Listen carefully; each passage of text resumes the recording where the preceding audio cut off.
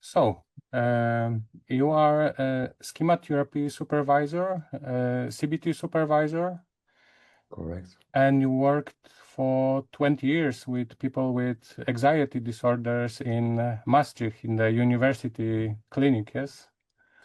Well, not actually the university clinic. It was an outpatient treatment center. But the beauty of that construction was that its outpatient clinic collaborated quite intensely with professors from the university. I'm not a professor myself, I'm not a researcher myself, but as a therapist in that center, there was a strong cooperation, meaning that it basically was an academic site where patients who came in, just normal patients, were asked to participate in research. A lot of research were done, and I was just very lucky as a beginning therapist to be working there. And because of the research, it was important that the therapists who did do the treatments in that research were trained and supervised well. So I had just the privilege to be trained by Tim Beck and Paul Sarkovskis and David Clark, but also Jeff Young in 1996. Yeah. I worked there with patients with anxiety and depressive disorders and personality disorders for 21 years. But after that, I still been working with those patients because when I started my own private practice in 2017, I still continued working with patients, only it wasn't in that outpatient center. Yeah. Okay. So we will talk about your book about cluster C personality disorders and schema therapy. Yeah. You written together with Henny van Garden. Hanny van Genderen, yes. Yeah. Yes, my that's right. Dutch is still not perfect. Yeah, totally understand. Yeah. And so my first question would be, what advice would you give to a young therapist who is just starting working with patients with anxiety disorders and personality disorders? Advice. Well, the first advice I would give is please follow the guideline treatments. So if you're starting to work with anxiety disorders and cluster C personality disorders, follow the guideline treatments as you've been trained to do. So if it's an anxiety disorder, start with CBT. Schematherapy, I hope that you will feel inspired doing schematherapy, but don't apply schematherapy to each and every patient. So if it's an anxiety disorder, don't start with schematherapy. Only use schematherapy as a sort of second choice of treatment when CBT is not effective. For cluster C personality disorders, however, then schematherapy could be the first choice of treatment because it has proven to be effective in treating personality disorders. Yeah. And then, yeah, you already specified a question to patient therapist starting to work with anxiety disorders, but also cluster C personality disorders. Yeah, if you have been trained to do schematherapy, you probably will have been trained with a lot of examples that come from borderline personality disorder, because that is how schematherapy was developed in treating personality disorders, but mostly borderline personality disorders. So a lot of the literature and the training materials are about the borderline patients, which is great because the beauty of a borderline patient, it's really very obvious those different modes that you have. So in order to learn about schematherapy, the borderline personality disorder lends itself to learn about these modes, to learn about the techniques. That's great. But yeah, what you will find out is that cluster C personality disorders, they provide you with different challenges. Yeah. And that means that please apply what you've been learning, but the aim of the book has been to also help clinicians realize and also offer them suggestions how to change and how to apply schematherapy in that framework, because there will be different challenges, different difficulties, and different ways how you will have to do schematherapy. So what would be the main difference in reparenting patients with cluster C personality disorder in comparison to borderline patients? Yeah. Well, the most important concepts and the language that we use in schematherapy has to do with core emotional needs. And that is exactly the one thing but it is a very important thing how these two populations are different. Because for the borderline patients, if you look at the childhood histories, they often have a history of an unsafe attachment. There's a childhood history of abuse, violence, abandonment. So in terms of needs, it's often about the need for safe attachment.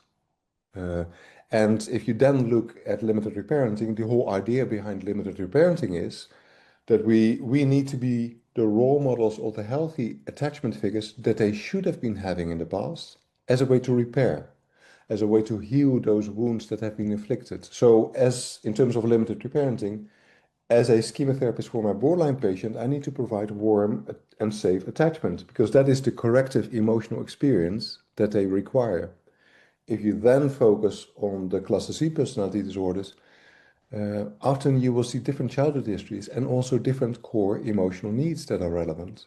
The cluster C patients not that often report abuse or violence. No, quite often they have been growing up in a safe environment. The difficulty with their childhood has been that for the avoidant patients, maybe they never experienced that it was okay to express themselves because of it could be criticism that they would receive, or they were shy by nature and there was a little bit of a distance with the attachment figures. With dependent patients, it's much more an issue about autonomy. Maybe there was a lot of warmth and love in the childhood, but a bit too much. And that means that for these patients, they never learned that sometimes you need to take a risk. Sometimes you just need to stumble and fall in life and get up on your feet. So in terms of needs, we talk about different needs when we deal with cluster C patients. It will be more about the need for self-expression, autonomy, spontaneity and play in the case of the obsessive compulsive personality disorder. So if you bring that back to limited reparenting, what type of parents do I need to be for these patients? Of course, I provide warm and safe attachment. But apart from that, I also need to push for self-expression. I need to push for autonomy. I need to work and stimulate spontaneity and play. So you have to be a little bit of a different type of parent. Not just warm and kind and supportive, but sometimes also a bit more firm, like, yeah, but I know you can do it on your own. I know I would make it more easy for you if I would take over or if I would tell you what to do. But this is a chance that you can find out that you are competent, that you have a sense of autonomy. That might be the stance, which is a bit more firm, a bit more pushing. Okay. What are the most common mistakes therapists do with patients with cluster C personality disorders from your supervisor experience and in general? Yeah, well, I find it a bit difficult to talk about mistakes because if I look around my trainees, supervisees, they all have very good intentions. They do their best. They do wonderful work. But yeah, I know what the question is about. Even though you have good intentions, sometimes it might not work out. And quite often with cluster C patients, it might have to do with exactly what we just spoke about. So they do what therapists often are inclined to do. They are warm, supportive, kind. We are, as therapists, we are quite often very good with the warm elements, the kind elements of limited reparenting. The empathic invitation limit setting that we sometimes need to do as parents, but also as schema therapists, that is something that we generally speaking find difficult. And since we talk about different core emotional needs with cluster C patients, that often is what you sometimes, what you have to do sometimes. You need to be a little bit more confronting. With patients, mind you, avoidant patients, dependent patients, that seem so vulnerable. So therapists in general are already have difficulties being so confronting. And now we have cluster C patients, the avoidant dependent ones, who seem fragile, who seem anxious. Well, that makes it extremely difficult. And that is something that therapists then often don't do as quickly, don't seem to avoid. And that is something that is the thing that we often talk about in supervision, that even though it might be an avoidant patient, still it's good care for that patient to confront the patient with the fact that he has an avoidant protector, that avoidant protector is blocking the progress in therapy. And it feels unnatural because the patient already is so clearly in an emotional state, but still it's good care to point it out. Yeah. So that is, I guess, the mistake that we often make. Yeah. Okay. So it leads me to the next questions. If you know any myths or misconceptions about the patients with cluster C. Well, my own misconception was as a in my career that at first I thought, well, these are the easy patients. And when I was starting as a therapist, and when I was assigned a borderline patient, I would be a little sort of scared, like, oh my God, the crisis, the hectics, and oh, it's an avoidant patient. Oh, that's nice, because I can relate to that easier. With an obsessive compulsive patient, I know what it feels like. You don't have these crises. It's easier to work with the dependent patient that is being very kind. Yeah, but that is a misconception. So we tend to think like these are easier patients, but actually it's just a different type of challenge. So with the borderline patients or the cluster B, they're more crisis, so it's more upfront at the start of therapy. The challenge with cluster C patients is there might be lesser crisis at the start of therapy, but it's more a rigid pathology. So with the borderline patients, in terms of the coping modes, borderline patients often have this detached side, which can be quite strong, impressive. They don't feel anything. They look you in the eye. Yeah, well, I'm just doing fine. Okay, nothing, which is difficult. It's that classical resistance, but it's failing to some extent because after a couple of hours or a couple of days, something breaks through, something changes, because that is the dynamic of the pathology. And they close off, they detach for some time, but the emotional intensity is so strong that it breaks through or something affects them. With cluster C patients, the coping modes are too effective in a way. They can remain dependent, avoidant, obsessive compulsive for a long time.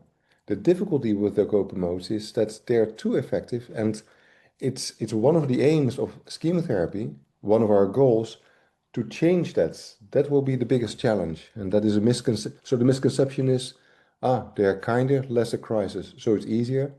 Actually, nowadays, I wouldn't say it's completely reversed, but therapy seems to be going easier sometimes with a borderline patient than with a cluster C patient. That's what I notice nowadays. So in a way, the cooperativeness of the cluster C patients, it's not a gift, it's more like a trap. Yeah, nicely put. Yeah. Okay. Have you seen patients who fear recovery more than the anxiety itself? Yes, but if you would ask them, do you fear recovery more than they would say, no, I would like to change.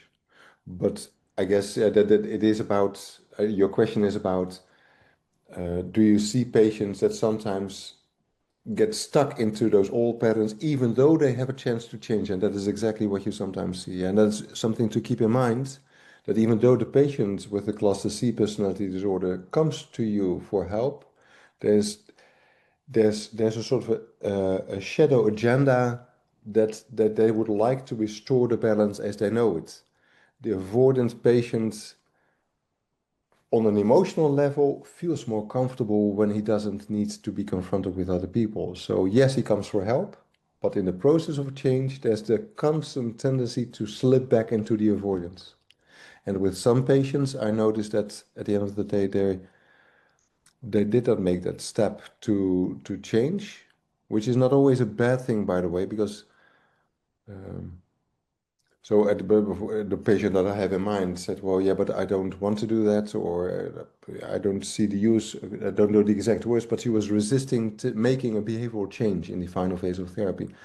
Yeah, and then what we have to do is that we point out in the final phase of therapy, that's okay, I'm not going to force you. The only question that I have, the only thing that I want to make sure is that if this is the choice of your healthy adult, that is the thing that I definitely think you need to check for yourself. Is this what you as a healthy adult decide to do? Or is it again that avoidant protector? So with these patients, that is the level of recovery that you may achieve. Mm-hmm.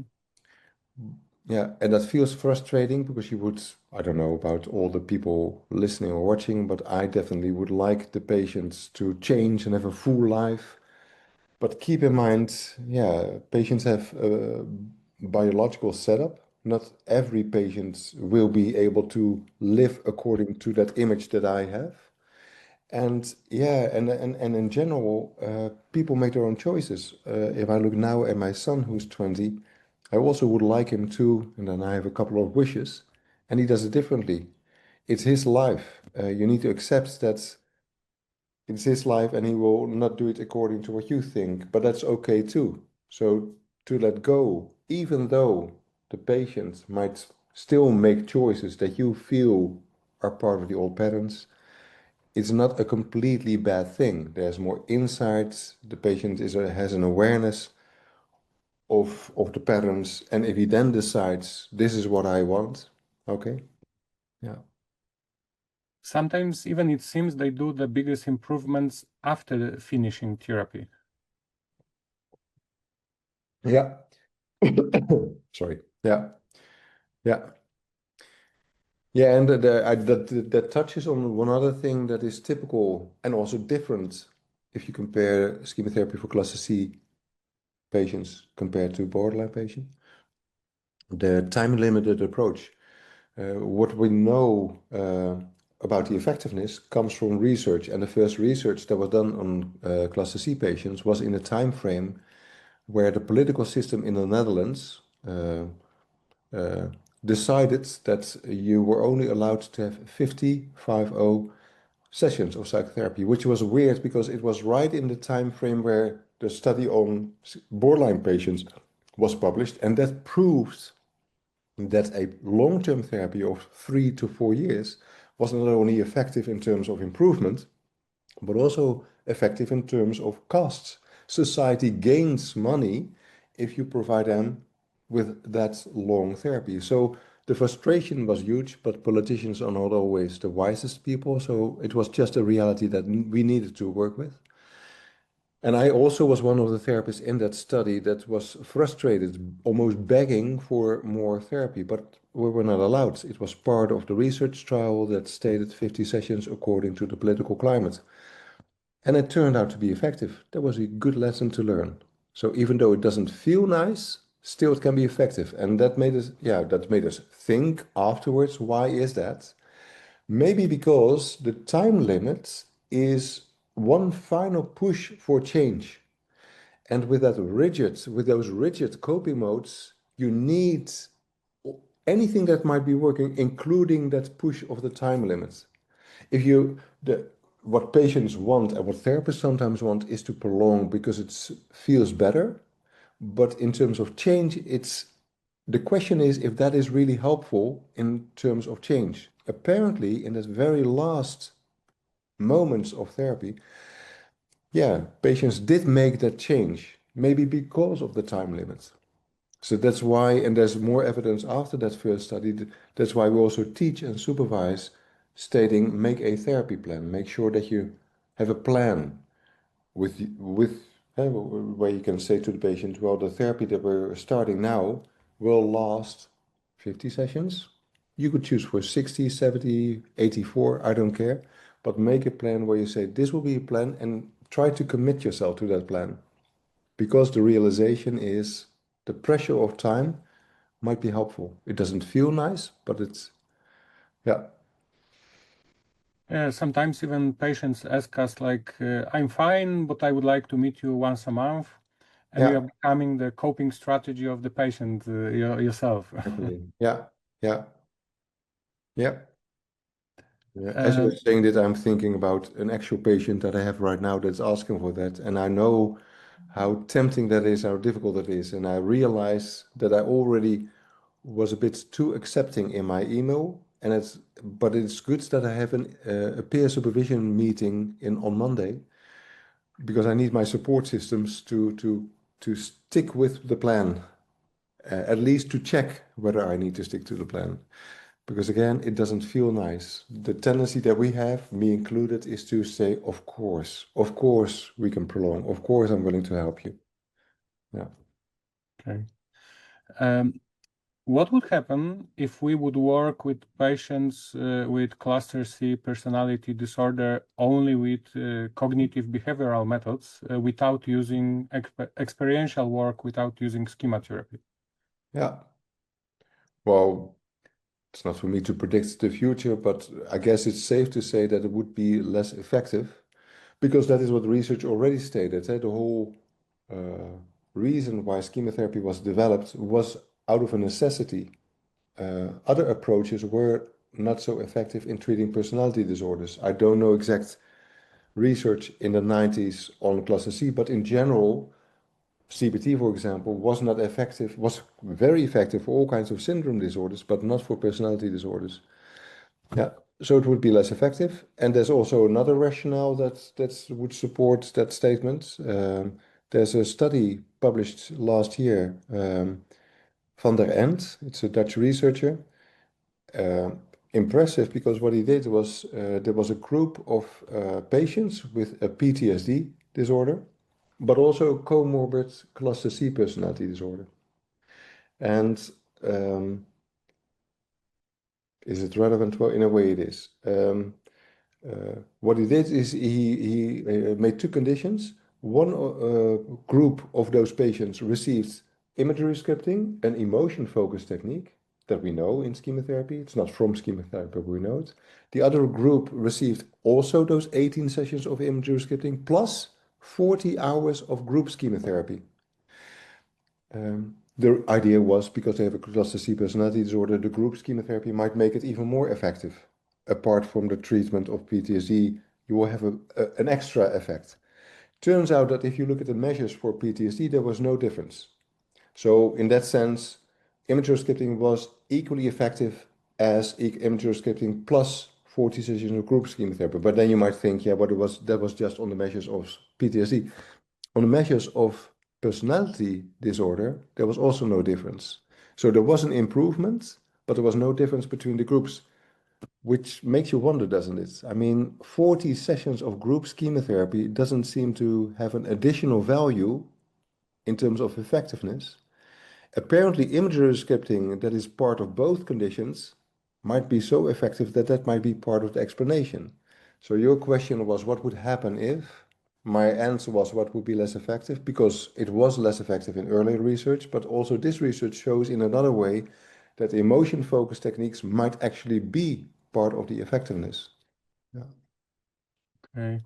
And if you could add any other approach like compassion-focused therapy or mindfulness, or might be somatic experiencing to, or would you advise any other addition to schema therapy in treating these patients? Not necessarily, but if you ask me, well, if you have to make a choice, actually, then I would select CBT. I know CBT is already part of schema therapy, but as we said, the coping modes are too effective in those patients. And there's a reason, you might think, why they are called dependent personality disorders, avoidant. It's pointing out the coping mode. So if that is one of the biggest obstacles, and that is something that you need to address in therapy, then the final phase of therapy where we work on behavioral change becomes immensely important. If we don't change those coping modes, then the risk of them slipping back into old patterns after therapy will be huge. And in that final phase, working on behavioral change actually is nicely in line in what we do in CBT. In CBT approaches, we have homework assignments. You need to practice. That is definitely something that I would include in the treatment of cluster C personality disorders. Doesn't mean that the other approaches that you mentioned are not valuable. What I really liked, and over the last couple of years, I've been realizing that more and more, is that compassion-focused therapy is immensely important, because what do we need to do if we look after the patient? If the patient struggles with a difficulty, do we need to give practical advice? No, actually, what you need to do first is to offer compassion, because compassion is partly validating needs, but it definitely has soothing qualities. When there's schema activation in that problem, compassion calms down. When the patient is calmed down, then you can work on cognitive restructuring. Then you can think more realistically, and only then you can make good choices what to do differently. We all tend to jump into action, patients and therapists, too quickly. So when the patient comes in despair, we want to offer advice, what to do. But actually, compassion-focused therapy is a whole therapy approach that helps us to first start to do something that is really essential as a starting point. Not the only thing, but it is a starting point. So yeah, definitely include CBT, but the other approaches like compassion-focused therapy I think are already included and should maybe sometimes be more emphasized in schema therapy. Okay. You've written in your book that patients with cluster C can have difficulties accessing the painful memories, and they often idealize their parents. Yeah. Do you have any advice how to break this barrier? Yeah. Well, there are two separate questions. To get access to painful memories might be related, but not necessarily to the fact that they idealize their parents. For accessing difficult memories, one thing is be persistent. I remember I just recently talked with Eckhart Rödiger, and he said that he'd done an interview with Jeff Young in 2008 or something. And he asked Jeff Young, what are the most important qualities of a good schema therapy? And Jeff said, persistence, be persistent. And I guess that resonated with me. So with these patients that tell you, no, I don't remember, I don't know, be persistent. Trust the fact that the patterns now are the result of a learning history. So there will be meaningful experiences. But the other thing that might be good to realize is that those meaningful experiences not necessarily have to be traumatic things where the patient has been hit or the mother or father has been saying literally the words like, it is about meaningful experiences. Children learn in different ways. One of the ways is just to read the behavior of the attachment figures. So what you often will encounter with cluster C patients is that they will say, but no, my parents were lovely. They never told me that I was inadequate. Your avoidant patient says. They never did. And then what might be helpful is to explain to them, well, I totally trust that. I totally trust that they never said those words. What we may need to consider is that children sometimes also learn if certain things are not being said. So what I know as an experience, when I said something and my parents did not respond, for me that was an important message. Apparently I made a mistake that has sort of led to make me feel that that's one of the reasons why I sometimes feel a little bit defective, because they did not respond in a positive way to what I said. I have loving parents, by the way. I had a great childhood. But the lessons that I learned were not communicated verbally, they were communicated non-verbally, modeled, also modeled sometimes in how they treated my siblings. And that is something that you more often have to explain to the cluster C patients, because they indeed don't have these traumatic memories. They don't have these explicit, like the obsessive compulsive personality disorder. How does that develop? Well, partly because by nature, those patients are already inclined to perfectionism. Often, there are also childhood histories where they've been taught first work, then play. Where's the extra 10% you need to perform? Those are verbally communicated messages. But this part is a bit confronting. I'm a loving parent, but I know that what my children see from me, what I see when I look at me, is that I work hard. I work long hours, and that's the message as well. Apparently, it's important to work hard. How did that get into my system? Well, actually, my father was a loving, warm father. He said warm, loving things. But my memory is also colored by the fact that I remember how he always was active. He was always doing little chores.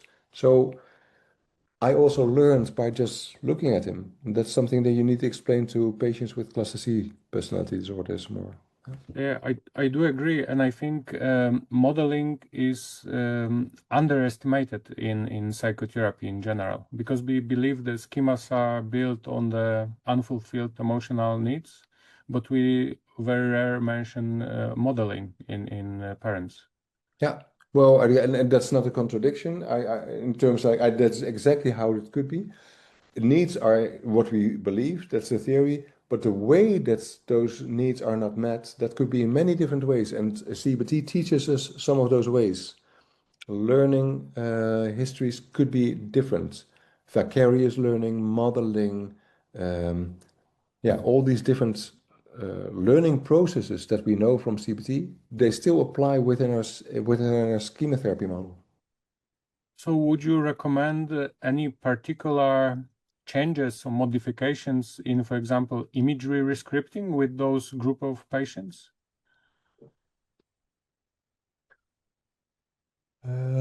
Not necessarily. Yeah, there are some changes that I'm thinking of. For instance, you started to ask, well, they have difficulty to get access to those meaningful memories. Then I said, well, be persistent. One thing that you had, why don't they have access? Well, one explanation could be because they have difficulties visualizing, mentalizing. That is a possibility, but only 2 to 3% of the general population is incapable to have those mental images. So the chances are low that this is the right explanation. The more probable explanation will be that they have memories, but there's difficulty to get access to because there's a part of them blocking it. So one modification that you sometimes could have with these patients is that you ask them to close your eyes, see that child on the photograph. We've been looking at photographs in the case conceptualization. Look at the child. Can you see him? Yeah, I remember the photograph. So yes, I can see him. Can you be that child? No, not really. I find it difficult. I find it difficult to get access to that part. No, I don't see that happening. That feeling that you have right now, the feeling like, don't feel like it doesn't seem to be working. Is that something that you feel right now? Do you know this feeling? Yes. Can you picture yourself having this feeling? You mean like who I am right now? Yeah, sure. Picture yourself, picture Remco not feeling connected to childhood, not wanting maybe to go to that. And in the imagery exercise, we now have an image of the child on the photo, but we also have the adult Remco not wanting, feeling a bit uncomfortable. And in the imagery, I can then step in and talk to that adult Remco not wanting, not connecting. It's almost like a mode dialogue, what you normally would do in chairs, but you can do it in imagery. So that might be a modification that might be helpful. Are there situations with cluster C patients where the schema therapy seems to be not effective, and what to do then? Definitely, yeah. I've had my experiences, and if you just look at the research, I talk about it in a positive way. It seems to be effective, but that does not mean that 100% of the patients were recovered. So there's a percentage that it does not recover. It is effective for the patients as a group. One of the questions might then be, when do you decide if it is effective or not effective? That is not a This is not exact science, but what I do find helpful is that from the first borderline study, where we, me as being one of the therapists, but we tried really hard to keep the patients in therapy. So after 3 or 4 years of therapy, almost all the patients were still in therapy. Great. Did not mean that they all recovered. If you look at the data, you could see that some of them did not show any recovery. But because they stayed in therapy so long, you can, with all the data collected, you could see how the progress was. And what I learned from the researchers is if you see no change after 1 year of therapy, then you didn't also see a change after 3 years of therapy. If you did, however, see change after 1 year, there would be a bigger improvement after 2 or 3 years. So that is helpful. If you have a cluster C patient that does not seem to recover, when do you decide to stop therapy? 1 year could be a good moment to check, is there in any way a difference? And if the answer to that is no, actually, both the patient and me agree nothing really changed, then that might be a good moment to say, and then it needs to stop. Is there any common transference or count transference in patients in cluster C? Like if you observe anything in supervision or?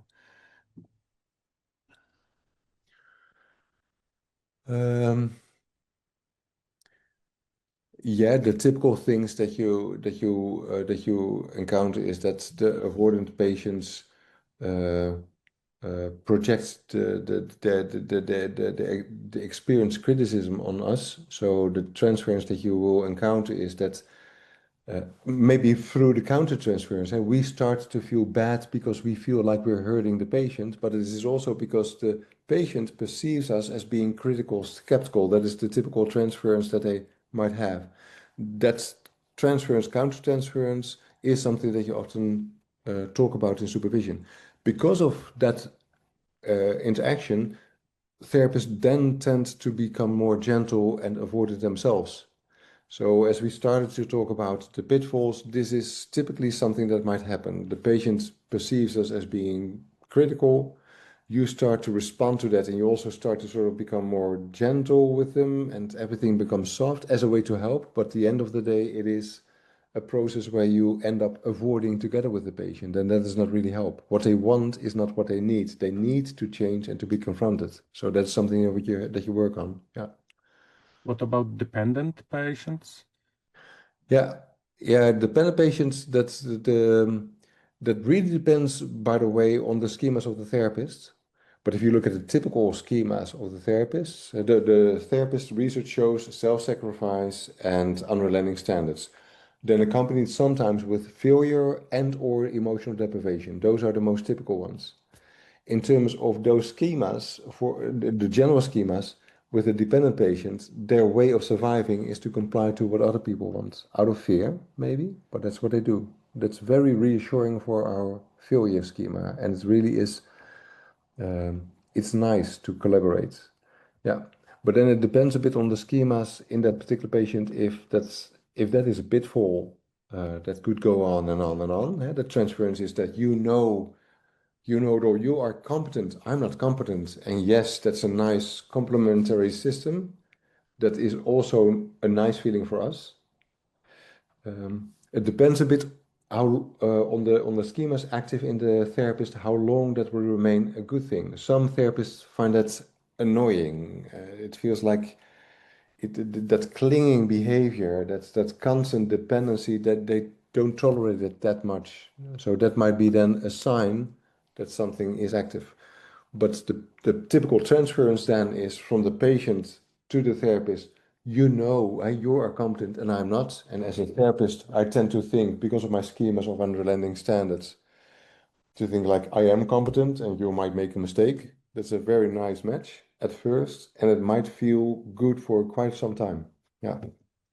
So your advice would be like giving back the responsibility to the patient and changing the belief it's the therapist who is rescuing the patient and who should be the teacher or the competent figure, to thinking about patients as someone who has to discover their true nature and they should work on themselves.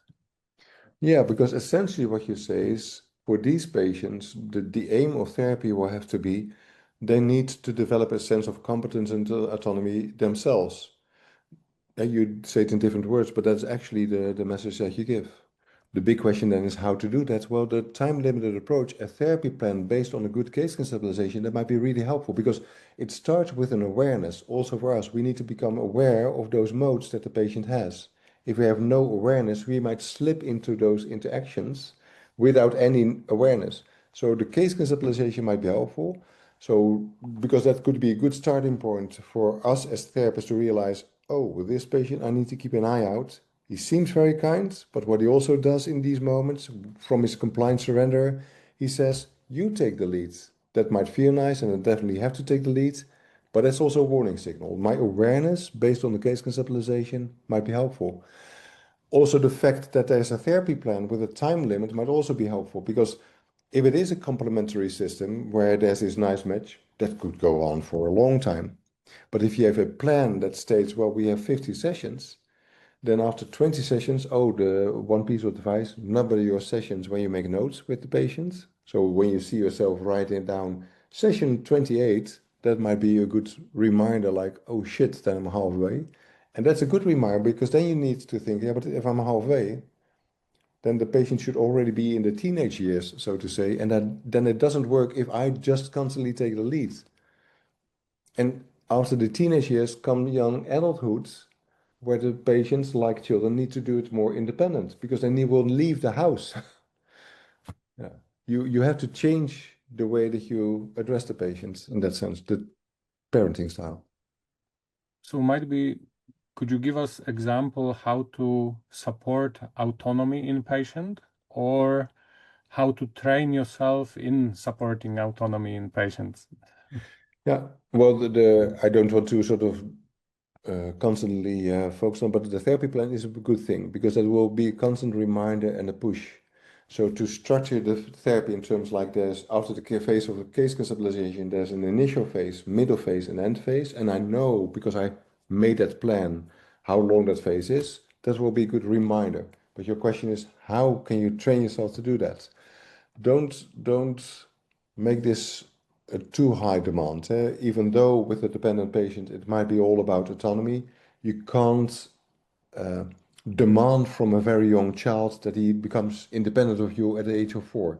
It needs to start with safe attachment. So it's okay to start with warmth and guidance.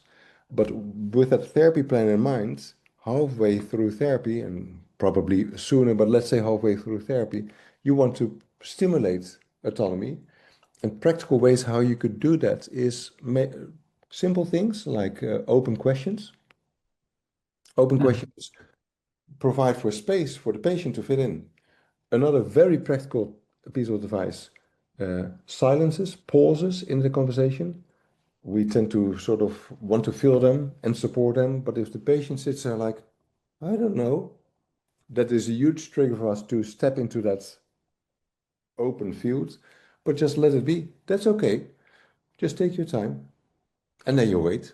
And that time will also push them a little bit like, oh, I need to say something, I need to say something. And when they do express themselves, great, great validation. It's also reinforcement of the behavior that you want them to show. Okay. Is it possible to overdo with empathic confrontation with cluster C patients?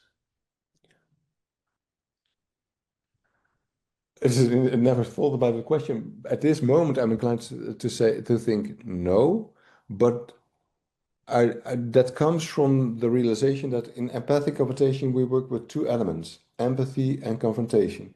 Yeah. You try to find the right temperature, so to say, realizing that confrontation is schema activating. That's good because we need schema activation to work on a corrective emotional experience. We need to make it tolerable with empathy. And then you can make all kinds of mixtures. It's like a warm water faucet. You can, again, about a therapy plan, in the start phase of therapy, you make it a little bit more tepid, warm, right? It's more comfortable. There's still a bit of confrontation in it, but not that much. In the middle and end phase, the cold water handle would be turned wider open. Your question was, can you do too much of that empathic confrontation? I'm inclined to say no, because you can do it in so many different ways, and it could be all also nice and good experiences. If you use a lot of empathy, you still address something that needs to be addressed, but you do it with kindness, and it might be an okay experience. So because of the fact that we have so many variations and you can do it in so many different ways, then it's difficult to overdo it.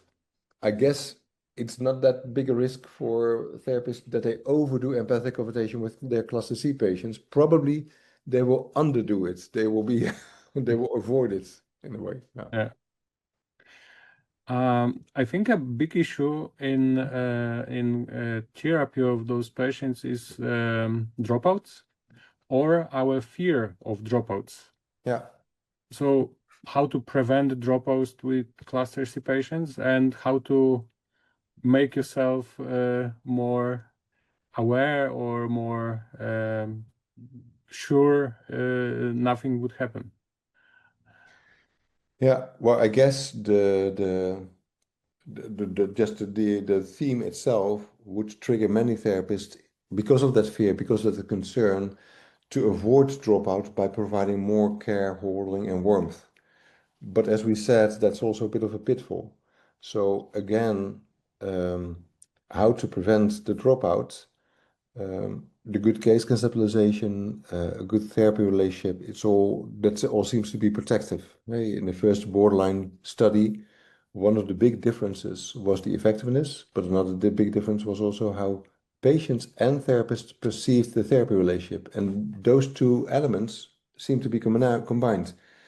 Patients in chemotherapy conditions remained longer in therapy, but also perceived the therapy relationship as better, warm, more nurturing, more authentic, as therapists also evaluated the relationship. So it is a good thing. The good relationship that we try to build keeps them in therapy, which is in many ways good because it will make it more effective. So yes, you do need to invest on that, but keep in mind that investing on a good therapy relationship starts with warmth, understanding and all that, but don't keep doing that constantly. Don't keep thinking like, I need to continue to do that in that same way, otherwise they will drop out. You invest, you form an attachment relationship in the start phase, and that is also a fundament on which you can build further. If you have been able to create a secure and safe attachment relationship, then you can do these empathic conversations without having too much of a risk that the patient will drop out. The risk is always there, so don't try to seek for certainties. There still might be a risk, but the risk will maybe not be that big. To put it simply, if you are important to the patient will find it difficult to let go of you. So there's some latitude, you have some room to work with, you have some credit. You can do these empathic conversations because you already have the security that the patient doesn't want to lose you. Yeah. Do you often see so-called pure cluster C patients or more combination of many different diagnoses? More combinations. And we know from research that there's a high comorbidity between one personality disorder and another personality disorder, just like there's high comorbidity between personality disorders and syndrome disorders. Yeah, you see a lot of combinations. Yeah, maybe not all kinds of pure combinations. So yes, you have the typical combinations. Let's say I've had a couple of patients who had a borderline personality disorder and an obsessive compulsive personality disorder. Neatly, nice, specific. But also you have these combinations of, let's say, an avoidant personality disorder and a personality disorder not otherwise specified with borderline traits, paranoid traits, and that's also something that can come. So not a nice pure comorbid personality disorder, but a combination of traits. Yeah. You mentioned on the beginning of our interview that some patients with obsessive compulsive disorder in the personality can have issues with accessing the happy child. Yeah. And the need of spontaneity and play is not fulfilled. Any advice how to overcome this problem? Yeah, well, that's one of the reasons why I don't want to say that it's easy work, but part of me likes specifically to work with these obsessive compulsive personality disorder, but also the OCD patients, by the way, but because the essence of the therapy is they have a lack of spontaneity play. So therapy should be about stimulating spontaneity play. How good is that? So it's therapy and you can work on spontaneity and play. So you can work with homework. Well, your question was how to work on that. Be prepared that might seem fun at first, but as probably people will immediately realize for the obsessive compulsive personality disorder patient, it will not be fun. They will resist, they will find it annoying. It helps me to realize what has happened. So what happened in their childhood history is that the need for spontaneity in play is just ingrained in the system. The only thing is that they have a learning history where spontaneity in play was disapproved and only hard work was validated. So that has been the learning history. And if you put it like that, then the therapy is basically a form of counter conditioning. We need to provide them with stimuli that have to do with spontaneity play and learn to associate it with positive responses.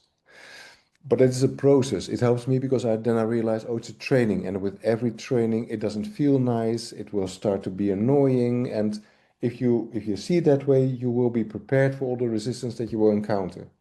But it still keeps you on track to realize, yes, but you need to acquire a taste for spontaneity play. It will not feel good right away, but that is just because you're not used to it. It is a form of counter conditioning where you need to acquire a taste. The same like my daughter, who, with her first bite of broccoli, that's always the example that I give since she was 2 years old, she had this face like, but that does not mean that broccoli is bad food or vegetables in general is bad food. It just means that she needs to acquire a taste. And the same goes for these things. So keep on working on it, do exercises that have to do with spontaneity in play, give homework assignments, be prepared for resistance.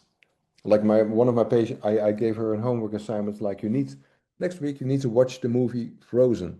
I thought it was a nice idea. Let it go, let go of control. And she said, well, what kind of movie? Is that an animation movie? Oh, I find them so unrealistic. I hate them. And it felt to me like I had suggested something bad, but it helped me then to realize, whoa, wait a minute. Would the 6-year-old girl ever say something like that? No. This is the learning history. This is a controlling mode speaking. I just need to reach out for that child again. Also explain to her that it will not feel good at first, but this is a training. She needs to work on acquiring a taste. And that is, yeah. I remember my patient when I took a little drone to the praxis, and we were playing with the little drone. On the first time, she was scared she's going to break it, but I said, it's cheap, you can break it, I don't mind. And then she started playing, and it was fun. And I think this session was really a game changer for her. So Yeah, nice. Oh, that sounds good. I will remember that. Yeah, that's a nice one.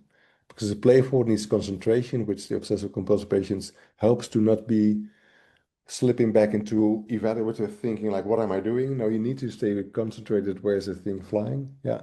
Yeah, and with those experiences, what we then need to do, we need to point it out. It's a corrective emotional experience, but not just by itself. We provide something in that training, in that process of counter conditioning that triggers another response. They have a smile in one moment. Then we need to make them aware because that experience needs to be consolidated. It needs to be remembered. So we need to point it out, make them aware. What do you feel right now when you smile? Is that a better or worse feeling than you just had? Where do you feel that in your body? Is that a warm or cold feeling? All those questions help to consolidate, remember that experience. okay. Okay, Remco, do you need a break? We're already working for 1 hour. Do you want to, I don't know, drink tea or something, or we can continue? No, not for me. I would You say would continue. let's Okay. go on. And if we would spend a couple of minutes on the break, then we could end a couple of minutes earlier. That's okay too. But no, I'm doing fine. Yeah. Do you need a break? Not really. I'm fine. My next question would be, which techniques tend to be most frustrating for the cluster C patients in schema therapy?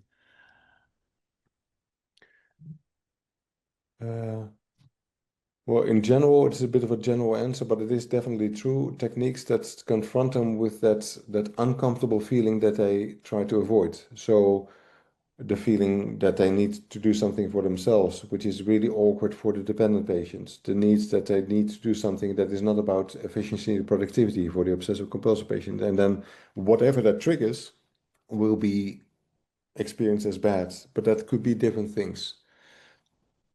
So for instance, the historical role play is something that the patient with an obsessive compulsive personality disorder, the couple that I had that did that, they felt extremely awkward. They did it anyway, but that was really difficult because that is really out of the ordinary. The dependent patients also felt it to be awkward, but if I would just be very directive in what I want them to do, that would be okay. They had little resistance to comply.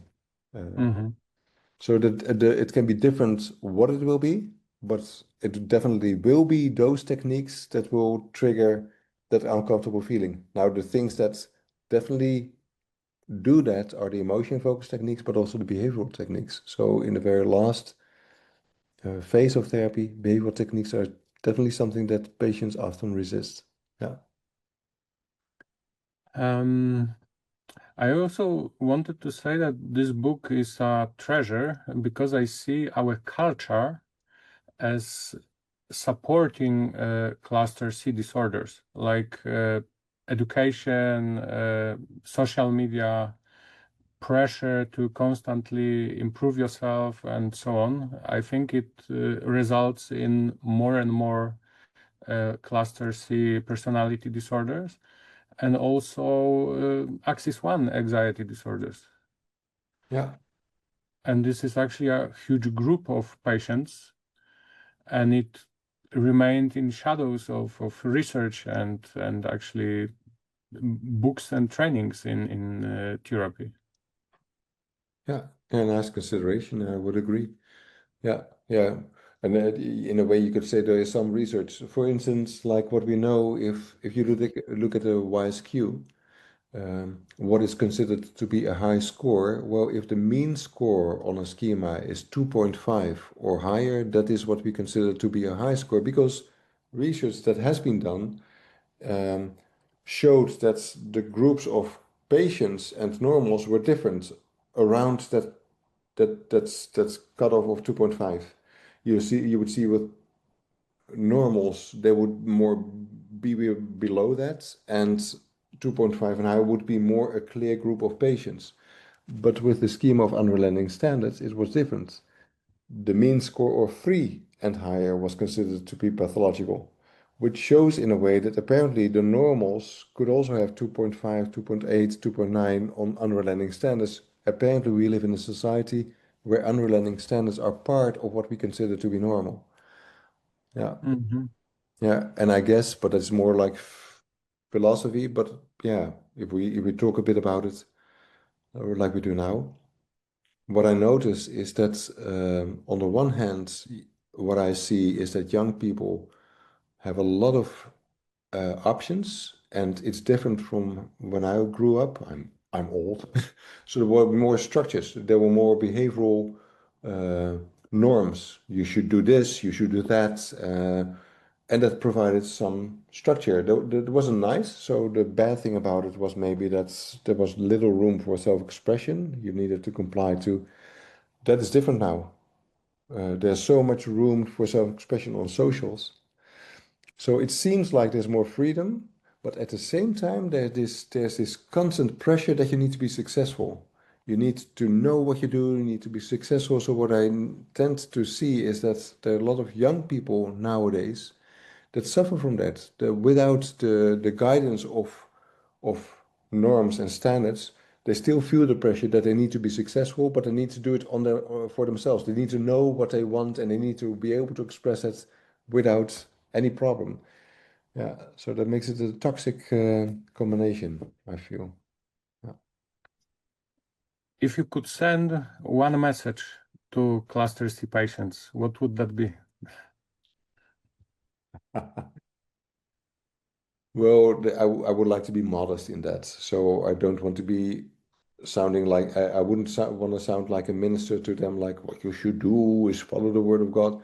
I would say something that I truly believe, but also applies to me. Change is not easy.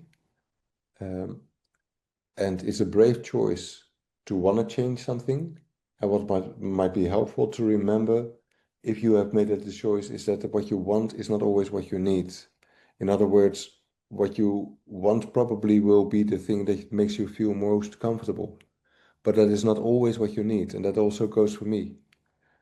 What I need to keep in mind is not the thing that makes me feel the best in that moment itself. It may give me an uncomfortable feeling, but change is about doing things different. And changing your habits is feeling difficult at first.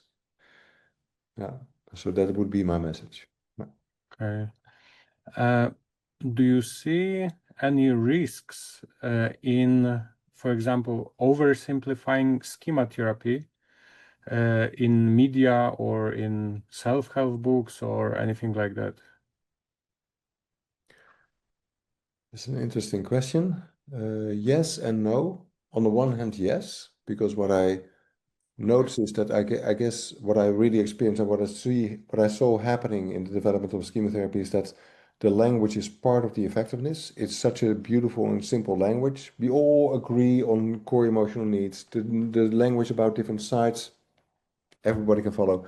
The book Breaking Negative Thinking Patterns, also written by Hanni van Genderen and Gita Jacob. And shit, I forgot the name. Sorry, I forgot the name. There's a third author. Oh, fuck, Eva Diekman. Yeah, it's so popular because the general population, yeah, yeah, has a nice match with the language. Great. So there's strength in that. That's a very good thing. And that in that sense, um, I would say, well, maybe there's another risk. Maybe we should make even more use of it. Wouldn't the world, this is sounds dramatic, but I really truly believe that. We believe as chemotherapists in core emotional needs and unmet needs being the cause of problems and healing unmet needs. That's a great model. But then look at the world. Wouldn't it be great if some of the people out there would also be more aware of core emotional needs? Wouldn't it be great if some of the world leaders would be more aware of core emotional needs instead of being infected with this idea of power and all that? I would love for some of the world leaders to be more aware of the need for safe attachment and anyway. It sounds dramatic, but I truly believe that. And in that sense, I also feel a little bit of responsibility. I'm the chair of the Dutch Association for Chemotherapy. I feel a little bit of a responsibility that I also want this term that I have now, maybe to use that term to promote the schema theory, not therapy itself, but theory about needs and modes even more. If more people are aware of that, more people read those books, more people, it would be good. It's a humanistic view, a positive view on humans. That's the positive thing. The no is what I see, and that is something that I definitely see sometimes in therapists, schema therapists. The language is so easy to use that you can use it without any problem. Yeah, that's your protective side. What we need to be looking out for is your vulnerable child. Your vulnerable child that needs you to protect him sounds good, sounds great, but these could be easily empty words. And sometimes we fall into that pitfall because our patients use the words, but they use it in an empty way. The forensic patient that says that, but that was my protective. That was my protector who started to beat him up. Yeah, that was him. You feel like, yeah, he's saying the words, but is it really truly owning the model? So I also see it as responsibility that we as schema therapists, that we are really aware what a mode means. And that we are aware that we still remain aware of the schemas. Some schema therapists don't think that much about schemas anymore. And why would they? They have beautiful, simple language they can use. You can do all kinds of things. But the schemas are the building blocks of those modes. If I talk about your vulnerable child mode, I should be aware what that means. For you, that might mean this is fantasy. But that would for you maybe mean that you feel sometimes lonely, like you don't belong, that your feelings don't really matter. And that you're also a little bit afraid that when you would express them, that people would abandon you. For me, it would be something else. If I am in my vulnerable child mode, I would feel like I'm a little bit ashamed of what I feel. Because I'm also afraid that when I express my feelings, you will be disappointed. I'm talking about schemas. With you, I'm talking about emotional deprivation, social isolation, and subjugation, being afraid to express out of the fear of being abandoned. For me, it was my narrative about my feelings of defectiveness and enmeshment. In enmeshment, I'm afraid for an emotional abandonment of the other person. So the awareness of modes is what we definitely should keep in mind when we work with the language as a therapist. Okay. I really like the concept of spreading the knowledge about schema therapy in the world.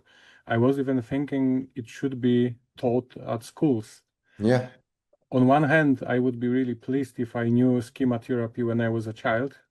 On the other hand, some of my friends said, well, might be it would be better if your needs were fulfilled. But still, if they were not, it would be nice to know the schema therapy anyways. Yeah. Yeah. Yeah, but I agree.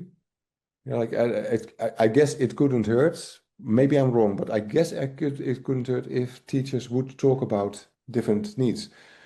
I don't do schematherapy in my private life. I'm a private person and I have my work, but the knowledge that there are two things that really influence me as a parent, as a person, the awareness of needs and the awareness of what a healthy adult actually needs to do. Start with compassion before you move on to behavioral modification. That made me a better parent, I hope. Yeah. Yeah. So yeah, to teach on core emotional needs in schools, I also agree, would be a great idea. Okay. Is there any modification you would recommend in chair working with cluster C patients? Small ones, I would say. Not in essence, not essential changes, but small adaptations are definitely helpful. For instance, as I mentioned, cluster C patients are so fused with their modes, the coping modes. So chair work is beautiful because it creates an awareness. The physical distancing from a chair isn't not just a physical distancing, but also an emotional distancing. You can look at something, and that is different than when you're caught up in that emotion. So if that combined with the fact that cluster C patients are so caught up in their coping mode, I would say to distance them from that coping mode chair might be done sooner with some of those patients. With my dependent patients, I notice, to put them in a chair of the compliant surrenderer. I do the interview and then I ask them to stand up. And from it, standing up as a healthy adult to look at the chair. With my borderline patients, I might keep them in a chair, negotiate with the detached protector, and ask them then to sit in the chair of the vulnerable child, because that's where I want to end up anyway.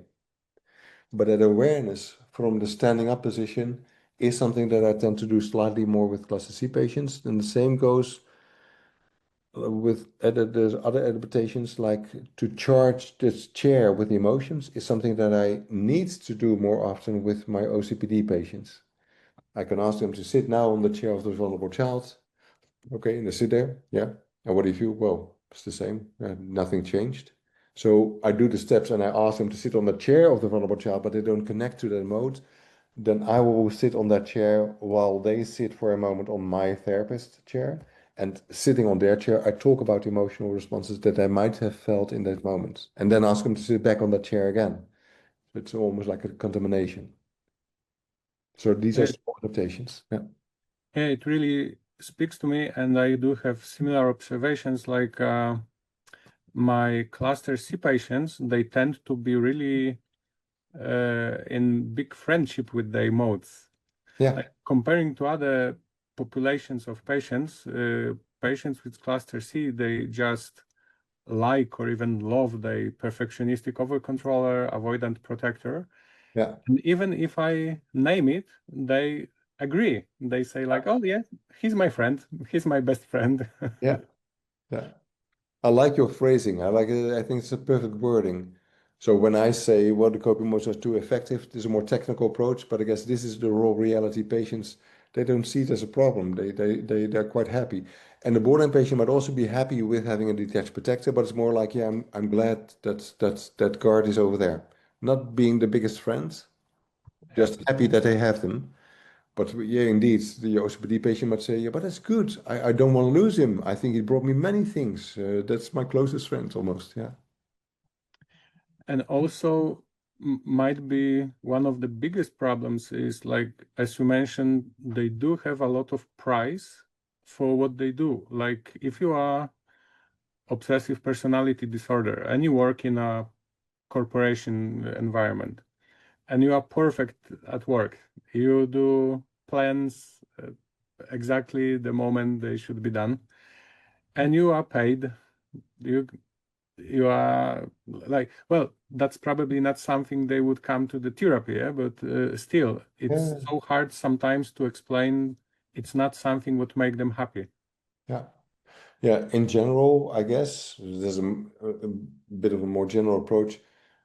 Personality disorders also sometimes might function quite well in given contexts. Like, yeah, you can have a narcissistic personality disorder and still be very successful in the world. I won't name any names, but still, Yes. or antisocial or whatever. The thing with cluster C personality disorders is that, yeah, it's not just for the patient, it's him or herself that it could go on endlessly, but it seems also to be quite successful in the context that they grow up. They have an environment that supports in a way. There's an interaction with that environment that could prolong the personality disorder.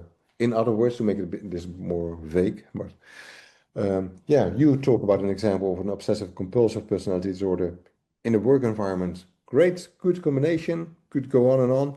He's being reinforced in his perfectionistic overcontroller. The boss is facilitating that. This is a good combination. You see similar kinds of interactions. The dependent patients having a partner that's a bit dominant. And we know that in terms of dominance, that complementary system is quite successful in terms of relationships. Research shows that these relationships are longer lasting.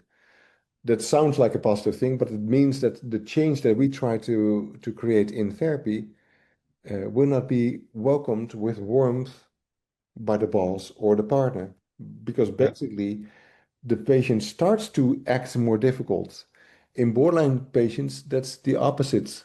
That's the reverse order, the dynamic. So they have these outbursts, and the success of therapy makes them less angry. They have these crisis moments with ups and downs, and therapy makes that less crisis. That's a good thing. So the environment welcomes that change a bit more, even then, maybe not completely, but yeah. But yeah, basically you say the partner needs to deal with a partner, a dependent partner who starts to have an opinion on him or herself. That's not just easy. Yeah. So is that the reason why we should prize the cluster C patients even more for the process, for the small steps in the therapy, because they don't get this prize in the real life? Yeah. So to reinforce, to validate, that's definitely what we need to do very explicitly, because it might be that they're not welcomed with that praise in the real life. It also is good to prepare them for that, and it's also good to keep that therapy plan in mind.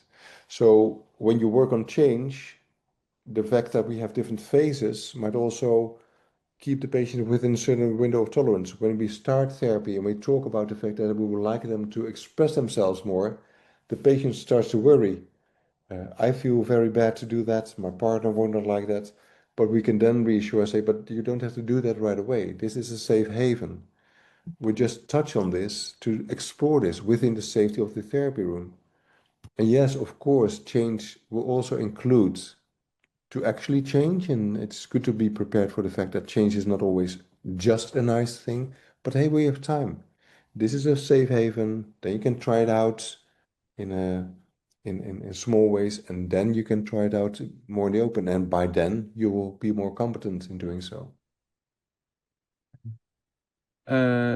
Did writing your book with Henny van Garderen, and I hope I'm pronouncing it good. Hanny van Genderen, but I'm sure that you will totally be okay with that, as I am with my name. We don't have international names, that we know that. Did writing this book together change your point of view on cluster C patients, or did that had any impact on your thinking about them? In a way, it did. I can't really pinpoint this or that, but when you mention the collaboration, to collaborate is always good, but it's not that easy, and especially in writing a book. With Honey, I was quite okay with the whole idea because I know Honey for a very long time. I started to be a trainee in her team in 1994. 1994, when she was my team leader, she was my boss in a way. We did many collaborations. We participated both in the research project on the borderline therapy. We were both part of the peer supervision groups. We did trainings together. We did audiovisual productions together. And now we also been writing a book together. And collaboration with Hanni has always been a joy. What I really appreciate about her is that she also We are alike. We want to know what we do and why we do it. But honey is complementary with me. I use a lot of words, as you may have noticed. I talk a lot, and she is more direct and precise. I tend to, from my learning history, was a nice collaboration. Yeah. So, and it helped. And it helped to really focus even more. We had been working with Cluster C for years. So the research trial was done from 2007 till it was published in 2014. Years we've been working with it. We've made an audiovisual production. So there was already a lot of knowledge. But now to condense that in the book together with her in that good collaboration, that was nice. Yeah. And it made us even more aware. Yeah. Also because, if I just keep on talking, but this is also the time frame where we have this position paper of the research group and changes that are about to come in the society. This research group have been focusing on the concepts, the fundamentals of our model, and proposed some changes. Also started a lot of research, more than 100 studies around the world, and it will have consequences.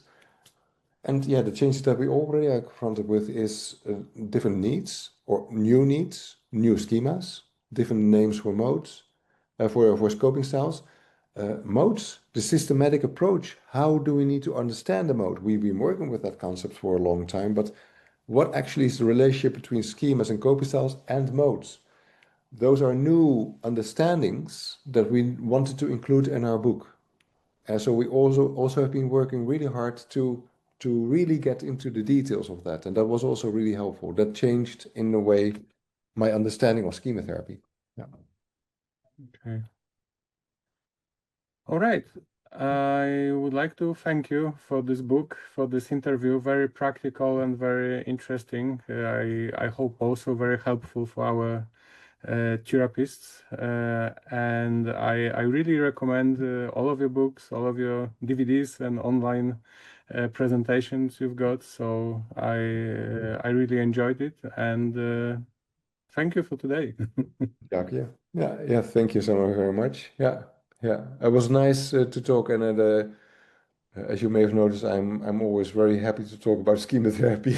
I hope that I won't have been boring people or you with all my talk, but it was really nice to sort of focus with your questions about schema therapy. Thanks for the questions. Yeah.